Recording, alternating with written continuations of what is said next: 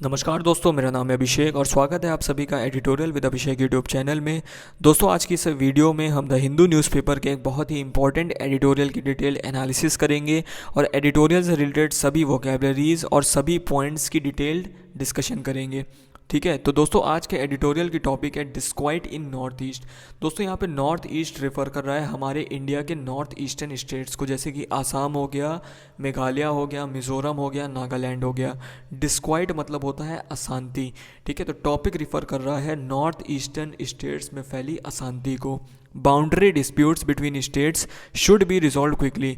बोला क्या जा रहा है दोस्तों, जो राज्यों के बीच में सीमा विवाद है उनका जल्द से जल्द कोई समाधान निकालना चाहिए। On November 22, 5 villagers from Meghalaya and an Assam forest guard were killed and 2 others were seriously injured in a firing incident along the boundary between the two states।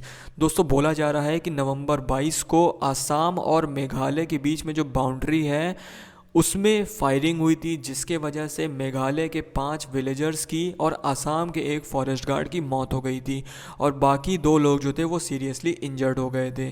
तो इस इंसिडेंट में आगे क्या हुआ दोस्तों, the Assam government said the incident happened after its forest guard tried to intercept a truck smuggling illegal timber. तो दोस्तों इस इंसिडेंट को लेके आसाम गवर्नमेंट का कहना था कि आसाम का जो फॉरेस्ट गार्ड था वो एक ट्रक को रोकने की कोशिश कर रहा था। इंटरसेप्ट मतलब होता है रोकना, एक ट्रक को रोकने की कोशिश कर रहा था क्योंकि जो ट्रक थी वो इलीगल तरीके से मतलब गैर कानूनी तरीके से टिम्बर की स्मगलिंग कर रही थी, तस्करी कर रही थी। टिम्बर हम कहते हैं लकड़ियों को, मोटे मोटे लकड़ों को। ठीक है, when the truck was stop, जब दोस्तों फॉरेस्ट गार्ड ने ट्रक को रोक दिया, the forest personnel were gheraoed by unknown miscreants. Gheraoed मतलब होता है घेरना। तो फॉरेस्ट गार्ड्स को जब दोस्तों ट्रक रुक गई थी तो फॉरेस्ट गार्ड्स को चारों तरफ से अननोन मिसक्रिएंट्स मतलब बदमाशों ने घेर लिया था। हु रिजॉर्टेड टू वॉयलेंस, और उन्होंने वॉयलेंस का सहारा लिया। रिजॉर्टेड मतलब होता है सहारा लेना। अकॉर्डिंग टू आसाम, ऐसा कहना था आसाम की तरफ से। Which maintains that the staff resorted to firing to save their life. और जिसके कारण दोस्तों जो वहाँ की पुलिस थी, मतलब जो फॉरेस्ट गार्ड के साथ साथ जो फॉरेस्ट पर्सनल्स थे, फॉरेस्ट के अधिकारी लोग थे, उन्होंने फायरिंग का सहारा लिया अपनी अपनी जान बचाने के लिए। Meghalaya chief minister Conrad Sangma said on Twitter that the Assam police and Assam forest guards inter Meghalaya. अब दोस्तों वहीं दूसरी तरफ मेघालय के जो चीफ मिनिस्टर है, मेघालय के जो मुख्यमंत्री हैं जिनका नाम कोनराड सांगमा है, उन्होंने ट्विटर के जरिए ये कहा कि आसाम की पुलिस और आसाम का जो फॉरेस्ट गार्ड था वो उनके सीमा के भीतर घुस गए थे, मेघालय में घुस गए थे और वहाँ पे उन्होंने अनप्रोवोक्ड फायरिंग की, मतलब कि बिना किसी कारण के फायरिंग शुरू कर दी। रिजॉर्ट मतलब सहारा लेना, बिना किसी कारण के फायरिंग वहाँ पे शुरू कर दी मेघालय के भीतर घुस के। Versions differ and both the states have institute separate inquiries. दोस्तों दोनों ही राज्यों ने, दोनों ही स्टेट्स ने सेपरेट इंक्वायरी बैठा दी है। ठीक है, separate inquiries, but the mistrust and underlying conflicts in the north east that lead to such incidents are deeper. लेकिन दोस्तों एक जो बुनियादी वजह है इन कॉन्फ्लिक्ट्स को लेके वो बहुत ज़्यादा डीपर है, बहुत ज़्यादा गहरा है।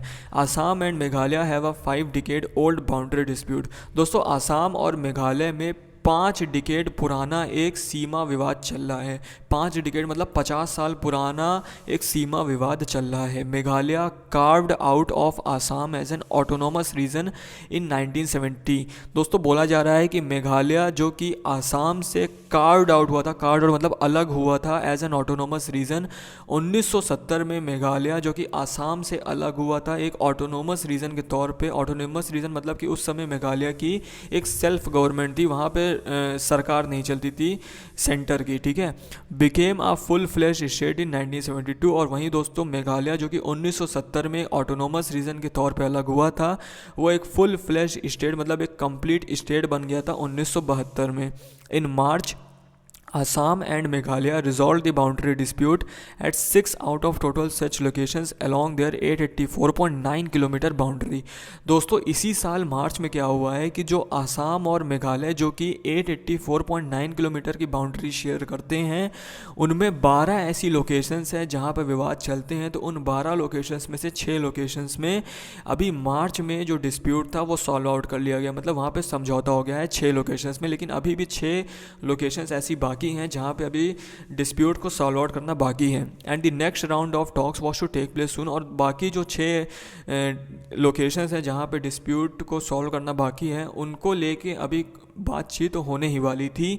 दो the latest flare up did not arise out of this dispute, हालांकि दो मतलब होता है हालांकि जो लेटेस्ट फ्लेयर अप है, जो अभी ताज़ा विवाद है, वो इस डिस्प्यूट की वजह से अराइज नहीं हुआ है। It happened along a disputed border stretch, ये केवल जो एक डिस्प्यूटेड बॉर्डर स्ट्रेच है वहाँ पे एक लोकल तस्करी वगैरह की वजह से हुआ है। मतलब कि ये बॉर्डर की प्रॉब्लम नहीं है, ये जस्ट कुछ लोग जो थे वो इलीगल तरीके से तस्करी करना चाह रहे थे, तो उसी को रोकने के चक्कर में फायरिंग वगैरह हो गई। ठीक है, ये कोई ओल्ड बॉर्डर डिस्प्यूट से रिलेटेड नहीं है, ये कहा जा रहा है।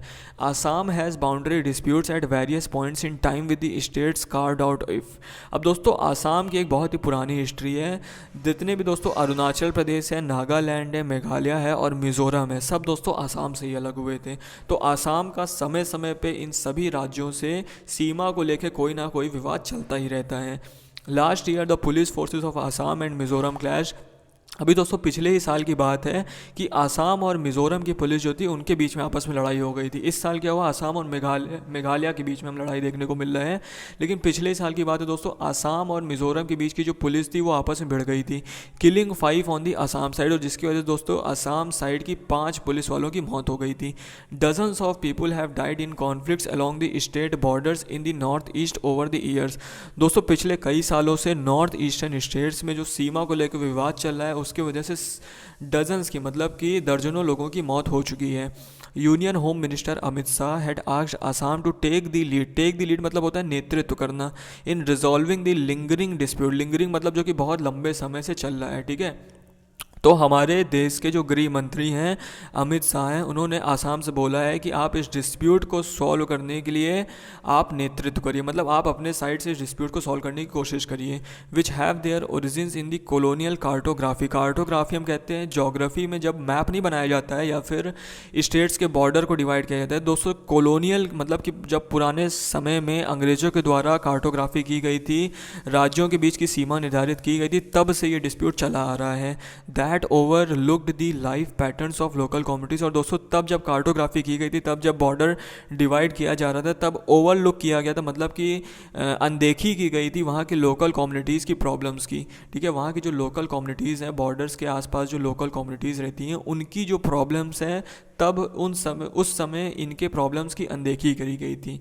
ठीक है, इस वजह से दोस्तों बहुत लंबे समय से ये विवाद चलता चला आ रहा है। Traditional hunting, grazing and farming grounds of communities got divided by modern administrative boundaries. अभी दोस्तों जो प्रशासनिक बाउंड्रीज बना दी गई हैं, इसके वजह से दोस्तों वहाँ के जो लोकल लोग हैं, उनकी जो खेत की ज़मीन है वो बॉर्डर्स के बीच में डिवाइड हो गई है, उनकी जो फार्मिंग ग्राउंड्स हैं, उनकी जो हंटिंग की जगह थी वो डिवाइड हो चुकी है। ठीक है, when new states were formed, such concerns acquired a more serious nature and the Naga demand for a unified homeland that is now spread beyond the state of Nagaland।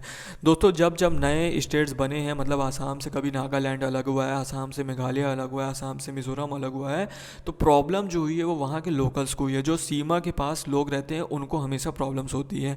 And the Naga demand, और दोस्तों नागा के द्वारा भी demand की गई थी कि उनको एक अलग राज्य चाहिए, और ऐसा हुआ भी दोस्तों, और वापस से स्टेट ऑफ नागालैंड बन गया था। ठीक है, it is unfortunate and tragic that the states that are part of Indian union. दोस्तों यह बहुत ही दुखद है और बहुत ही दुर्भाग्यपूर्ण है कि दोस्तों वो सभी स्टेट्स जो कि इंडिया के भीतर आते हैं, मतलब इंडिया के ही सभी स्टेट्स आपस में लड़ाई कर रहे हैं एक दूसरे से। BJP is in government in much of the north east. दोस्तों बीजेपी जो है ज़्यादातर पूर्व उत्तरी राज्यों में बीजेपी की सरकार चलती है। And has the leverage to aim for a comprehensive, और दोस्तों बीजेपी का ही दायित्व बनता है, लेवरेज मतलब दायित्व बनता है कि उनको एक कंप्लीट रिजोल्यूशन, एक कंप्लीट सॉल्यूशन निकालना चाहिए, ताकि ये सभी डिस्प्यूट्स जो हैं वो जल्दी से जल्दी रिजॉल्व हो सकें। Communities will have to be taken into confidence and boundaries adjusted. दोस्तों जल्द से ही जल्द इनके बीच की बाउंड्रीज़ को एडजस्ट किया जाना चाहिए, और वहाँ की जो कम्युनिटीज़ हैं, वहाँ की जो लोकल कम्युनिटीज़ हैं, उनको भी शांत किया जाना चाहिए। उनके तरफ उनके हिसाब से सॉल्यूशन निकाला जाना चाहिए। In any case these man made lines should not be allowed to restrict the movement of people in pursuit of livelihood.